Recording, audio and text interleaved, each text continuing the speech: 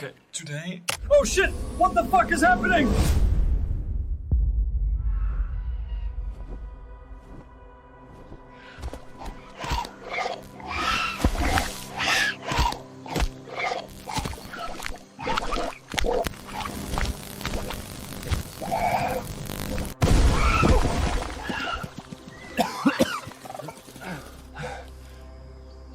Holy shit.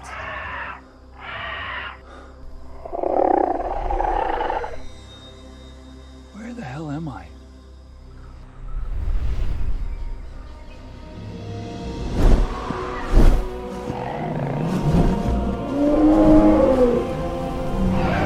Sammy back! Hey, come on! Oh, no. I have to get back to the studio. I have to record this video. Fuck.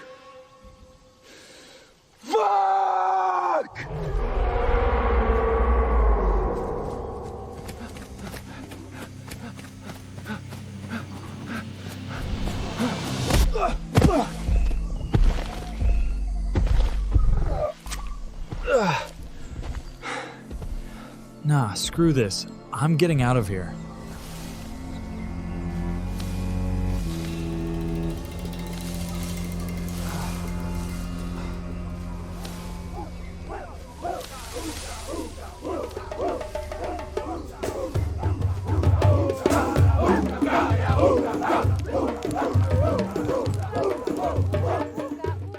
Yo guys, hey, can you help me out?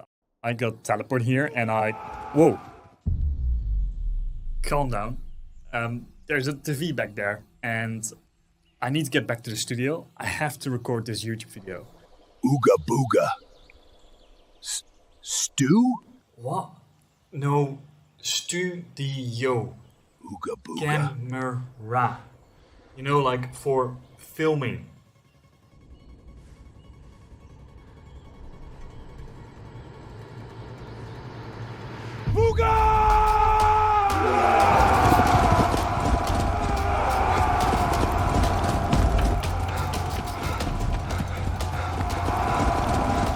Wait, what if this is all simulation?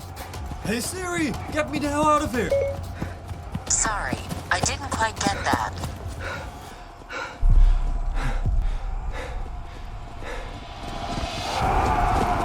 Ooga booga.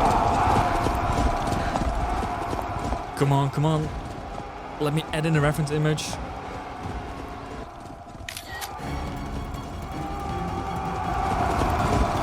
Okay, send image 1 back to the studio. Generate. Come on, generate. Generate. Faster, generate. Come on.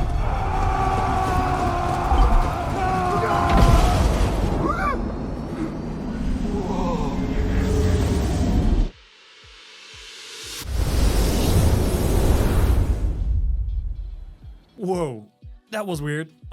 Either way, let's go back to recording this video. So, by no means that video was perfect. But after burning over $1,000 worth of credits, I've learned quite a few things that I'd like to share with you in this video. So in this video, we're gonna go over the advanced AI filmmaking techniques. We will cover everything that you need to know on character consistency and world building, and I will teach you everything from motion transfer to keeping your voice consistent. So let's get into it. So for this video, I've used OpenArt. They were kind enough to sponsor this video. So if you want to try them out, I will leave a link in the comments down below. They have some cool features which are used in this movie. For example, their AI relight video and their VFX tool is super useful. So I would definitely check that out. The first segment that we will cover is pre-production. This lays the foundation for all of the images and videos that you will be generating. In here, we will be building our characters, the locations, and even the objects that appear into our video. Starting off with the character. So in this movie, I am the main subject. What I did is I actually took an image of myself from this video, and then I changed myself into a caveman like this. Ideally, if you're using references of real images instead of making a character sheet, the absolute best thing that you could do is to take pictures of yourself, use those real pictures as references. I was a bit lazy, so I just used AI to make me look like a caveman. This is the shot that I used to make my character sheet. And for the next part, the thing that I want to point out here is I have this character sheet, and the main thing I want to point out when you create your character sheet is not to make a white background,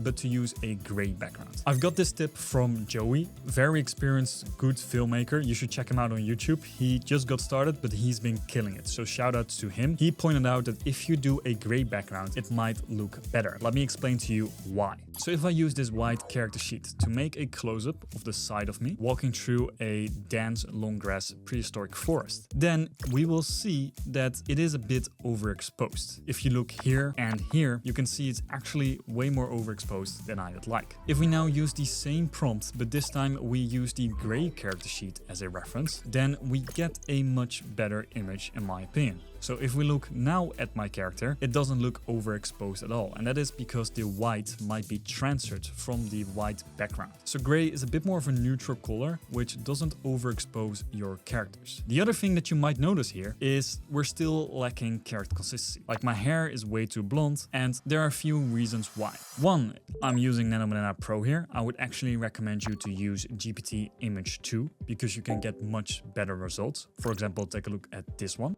And two, it is because I'm only using one reference image of me, which is a character sheet. In this character sheet, we don't have close-ups of my face. What I would actually recommend you to do if you want to keep your character consistent across every generation that you do, whether it is image or video generation, is to add in 3 references. So the first reference that you add in is your character sheet. The second reference that you add in is a close-up. And the third one is what we call a close-up reference sheet. I will leave all the links of how I made this in my free school community, so check it out. You can hang out there, you can ask any questions. It is also the best way to find all of my prompts. Using all of these 3 references, I went back over to GPT Image 2, I added them in there, and I set a close-up of the shot of the man Image 1 walking through the dense long grass in prehistoric forest, blah blah blah. And then I'm adding in the end Image 2, which is the close-up for character consistency, and Image 3 for skin and hair details, because I wanted to keep it consistent. And then you want to make sure that your quality is set to high, and then you can use 4K or 2K to generate your image. This is a bit more expensive than Nanobanana Pro or Nanobanana 2, but it is well worth it because we're getting images like this one that looks a lot more like me. Now you want to make sure that you do something like that for each of your characters that play a prominent role in your video. So for example, I've done it for me, I've done it for the main caveman, I've also done it for this dinosaur, so we get a bit of that skin texture going on. Reason why is if we just have that dinosaur in there, we don't have much texture or detail that the AI can use because it is not zooming in that much, and it also doesn't look as good as it does right here with a high quality image. Next up,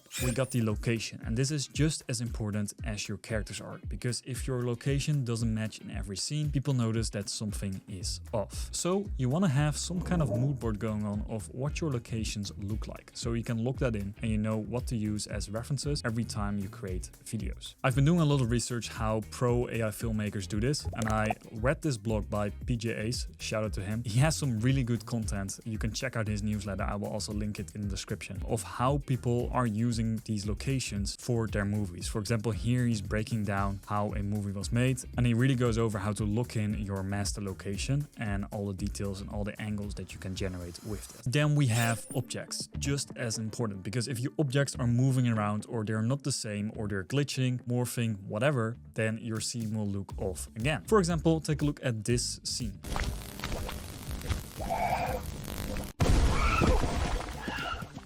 Now at first I really liked that scene, but upon further inspection you can notice that we have this TV here, and then I jump out of the TV and then the TV is gone. Same going on with the dinosaur that the other dinosaurs are eating. It gets yanked away right here. If we are continuing this scene, we gotta make sure these things stay consistent as our scene is developing. Now, if I were to pinpoint why this went wrong, is because I didn't add this as a reference, and it all comes down to prompting. So I have this long ass kind of like timeline prompt, and I've used a couple references of me, of the scene, and the issue is I didn't include the TV. And that is a bit of a learning curve that you have to overcome. You will generate something, then you notice what's wrong, and then you can fix that in your next generation. So that's exactly what I did here. So in my next scene, I actually added in this reference image of the TV, and then we generated this again. So now if we press play, we have something like this.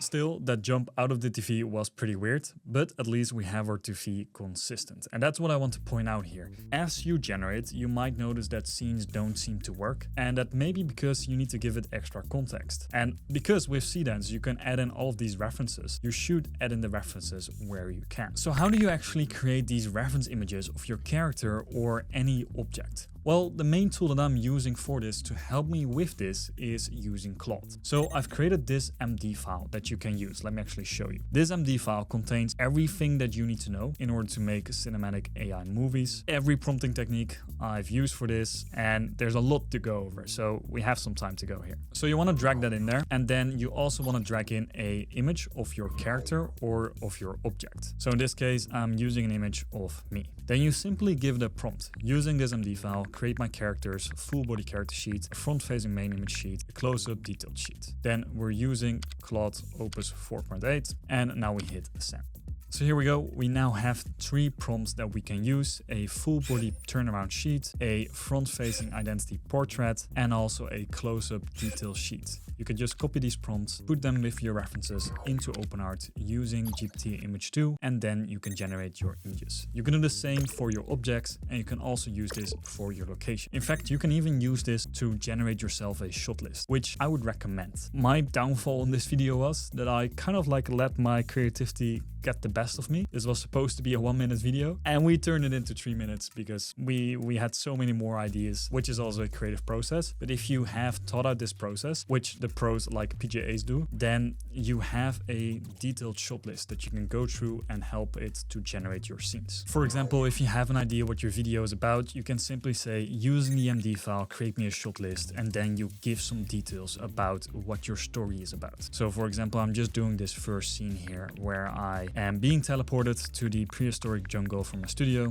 I get ejected from a TV. I start banging on the TV asking to return me to the studio. So if I were to send this, it will create a shot list for me, and then it will help you go over everything to make these scenes. Okay, let's go to segment number 2, production. This is the fun stuff. Let's first go into prompting. I will show you 3 different techniques of how you can prompt and how I've prompted these videos in various different ways. All of those can be used using the MD file that I give you. But let's start off simple. We're starting off with the first prompting technique, which I call the simple prompting format. This is basically doing this as followed. So for this example, I have these 4 references that I will be using to make a video. And I'm using the following prompt: tracking shot, which is basically describing what's going on with the camera. So I call that camera, plus or subject, which is a caveman. And then we have the action. So the action is that they are creeping through the jungle with a spear, ready to fight a huge T-Rex. T-Rex is also a subject in this case. Then further describe the action, like what's happening. So they're trying to fight. T-Rex turns around, whipping his tail hard into the guy, sending him flying into a tree. What we're doing here is we're making use of this reference feature that you can do inside of OpenArt, which is describing what's happening to what image. For the first image, the caveman, we're tagging image 1. Then we have image number 2 to give it more details of what the caveman actually looks like. Then we have him creeping through the jungle. Then we have described like this is what the jungle looks like as a reference. And then we have a reference of what the T-Rex looks like, so it doesn't come up with some random bullshit T-Rex. Then we basically just tag these things again for character consistency. If you do this, you get something like this.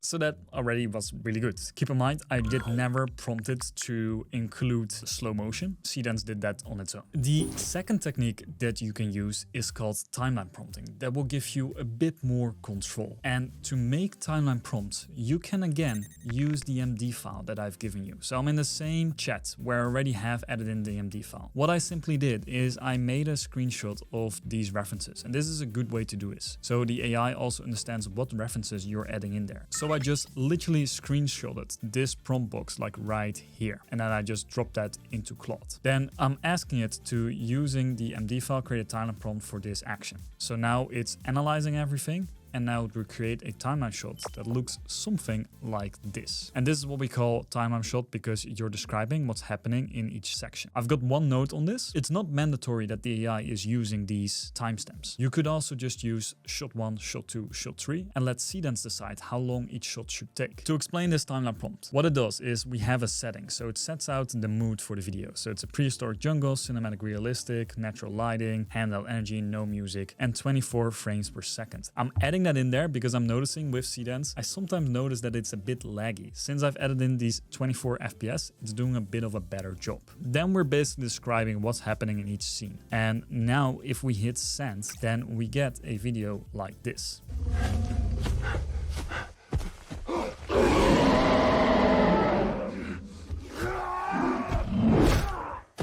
Okay, so I like the beginning of that a lot more. It is crawling, we have the T-Rex appearing, and then the only thing where it messes up is this part. He's kind of like kicking him, and then his foot becomes a tail, which is kind of strange. This is also a matter of regenerating your shots. And I have a tip for that because now I just wasted these credits, but later in this video I will show you a tip on how to save credits so you don't have this happen to you while you're testing out your prompts. The third method, which might be best but requires a little bit more time, is doing the timeline prompt but in Chinese. So reason why, Seedance is a Chinese model and it tends to understand the context better in Chinese. Now I don't speak Chinese. I'm not sure if you do. If you do, that's super cool. To solve this, what I've done in this MD file is I've generated a version where it allows you to generate your prompt both in Chinese and in English. So the English translation is for you to understand if you like what you see. If you don't like what you see in English, then you just prompt it and say like, hey, change this and this and this. And then it regenerates again in Chinese and you can now copy this and you can use that as a prompt. So again, using that method, I generated this one.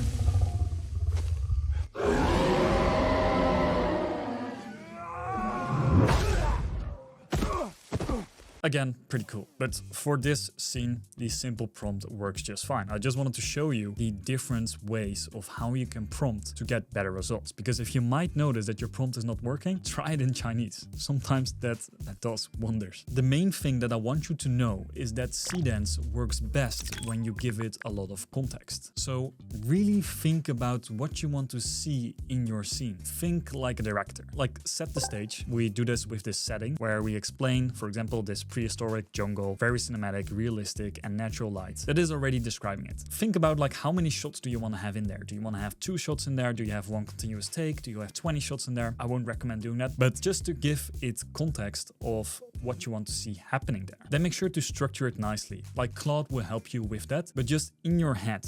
Think about what you want to see. Once you have that written down, give it to Claude, ask it to help you structure it. And maybe don't use the exact timestamps. Just use shot 1, shot 2, shot 3, and Seedance will figure it out. You might be wondering like, Dan, sounds cool, but what does that look like in reality? Well, let me show you. So here I got this reference image that I'm adding in there. Then I'm giving it this prompt. And I'm basically saying, using the uploaded MD file is already in my chat, so I don't need to upload it again, but you could. I want to create a 12-second cinematic scene where a cave woman sneaks into a dinosaur nest and steals an egg. As she sneaks away, the egg cracks and she is shocked. Cut to the egg hatching and the baby dinosaur starts calling out to its mom. The cave woman starts shushing the baby, but it's too late as we already hear heavy stomping coming. Tense scene. Then I'm adding in what these references are. So I'm just saying like image 1 is the cave woman, then image 2 is the cave woman character sheet, then we have the location, and then we have the baby dino. The AI now understands everything. So now we just hit send and now it will start writing a prompt for you. So now you get this prompt, and when we generate this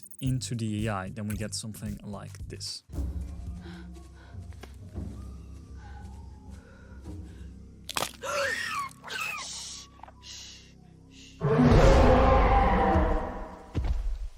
So So yeah, that is one way to do it. And I think this result is pretty good. But like I said, let's say your result doesn't come out great. Then you've just wasted a ton of credits. What I do, and what I used to do a lot for this video, is instead of generating it in 1080p right away, I generate it first in 480p. And I believe Seedance is even launching Seedance 2.0 Mini, which is supposed to be cheaper and faster, I think. I would use something like that. Like, for example, this is 840 credits compared to a whopping 4800 credits. So if you want to save a lot of credits, just do 480p first, see if your prompt is good, and then generate again in 1080p. You're probably not going to get the exact same result, of course. But if your first generation is really shit, then you know that you have to fix your prompt and try something else. You've now generated your first scene. That was the easy part. The hard part, what a lot of people mess up, is scene continuity. And scene continuity means the consistency and the logical order in which your film flows. So for example, if you remember that scene where I jump out of the TV, I want to follow that up with the next scene. I need to make sure that everything in terms of the aspect is in the same shape and way and form so that I can continue it in different angles. With traditional filmmaking, this is easy because you have your set, everything stays in one place and you just continue. With AI, it is harder because you have to regenerate new different angles and you need to make sure that every detail is correct. Let me show you how you can do that. I added in this reference of that previous shot, then I added in the TV, and I also added in another angle of me, and I added in the details on the dinosaur. These are all screenshots from the Seedance video. That's why this is so unsharp. Then I again added in references of me with my character sheet. And then for prompting, I just did a simple prompt right here. This is not that advanced. Now that may be this clip. But if we go back to our video, then we can see there's some dead dinosaur right here next to me. And we don't have that in this generation, like you see. So to fix that, all I did was I just added in this reference, then I added in an image of the dinosaur, and I said like add a small dead carcass reptile beside the man. Keep everything else exactly the same, like the color grading and the framing and all of that. So that made us this variation. Now we can continue our scene into the next one. Holy shit.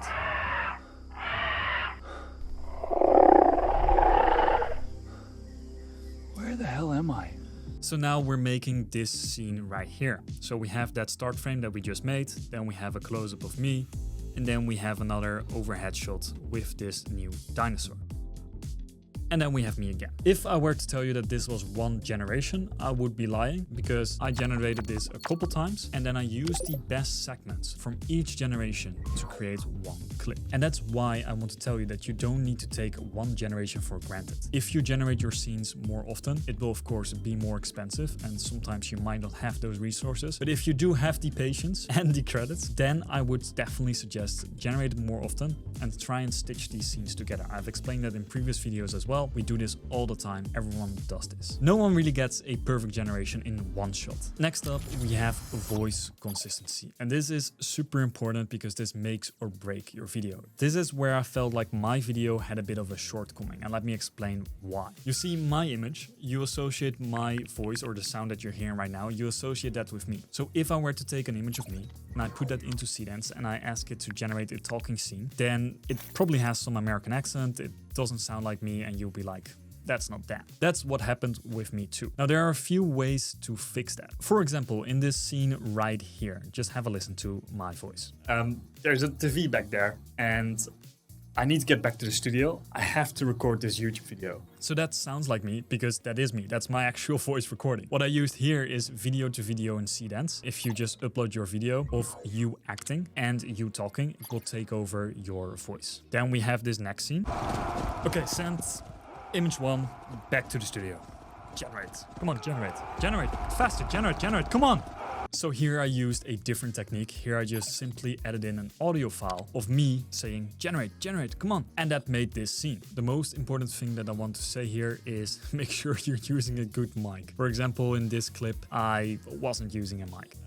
There's a TV back there and I need to get back to the studio. I have to record this YouTube video. So yeah, as you can hear, the audio of that is not good. And that's because that one I was just using the mic from my camera because I got lazy. But for some, I'm using this mic. And now you hear the difference in audio quality, which is annoying. But then again, I had to deliver this video. So don't make that mistake. Be very consistent with your audio. It is much easier to get your voice consistent if you have AI generated characters. So no characters that you associate a certain voice with. So for example, if we think about LeBron James or Cristiano Ronaldo, in your head, you know what they sound like. And you have certain expectations and you know when it sounds off. If you have an AI generated character, it's much easier because it's the first time someone is seeing that AI character talk. The best way to get that voice consistent is through prompting. Let me explain why. So here I have two scenes, and in that scene, both characters sound pretty consistent to me.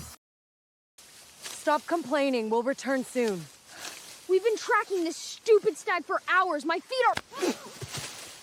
Shh.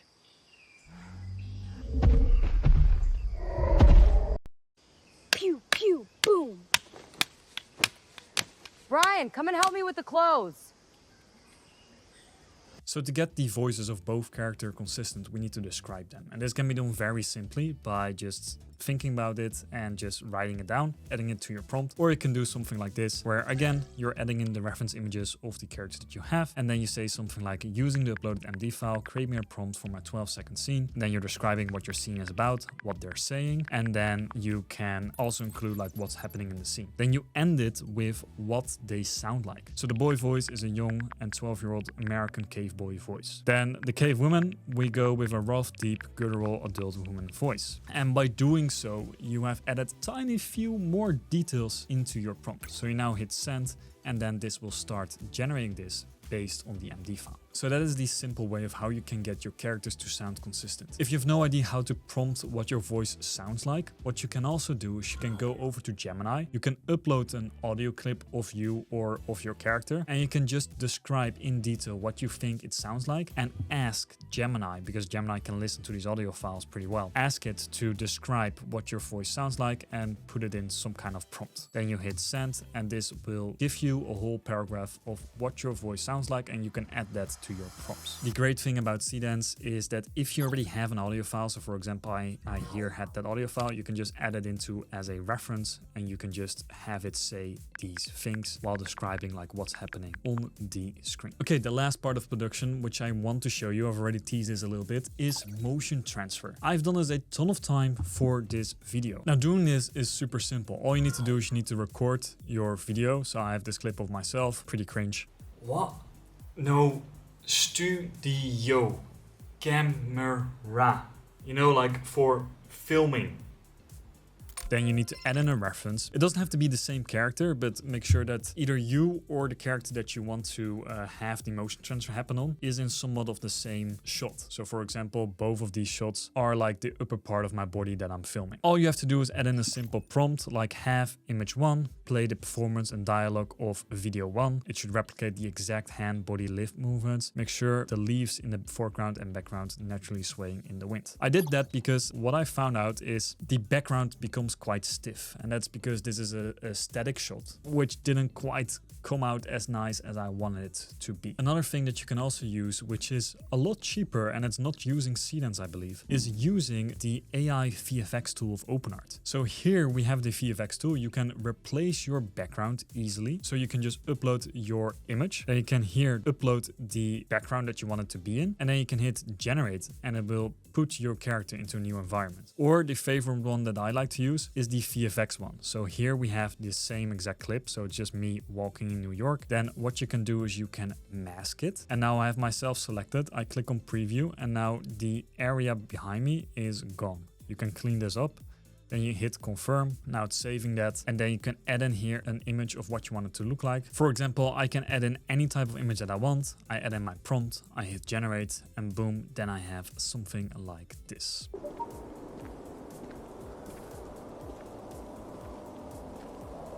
You can also do this with relighting your scenes. For example, here we're using golden hour glow, and it gave me something like this. Like everything is exactly the same, we just have that golden hour glow. The other tool that I used quite a lot is the AI VFX tool. For example, this scene on the phone. There's a lot of text on the phone and that is quite hard to do with CDANs. So what I did instead of generating this from a still image, I recorded me on my phone, tapping it. And then I used this replace background tool. And here I added in my background. So I added in this image right here. Then I open it and then I said replace the background outside the phone into the image reference in the jungle with dirty hands. The phone screen must follow the video. Then I hit generate and then I got this.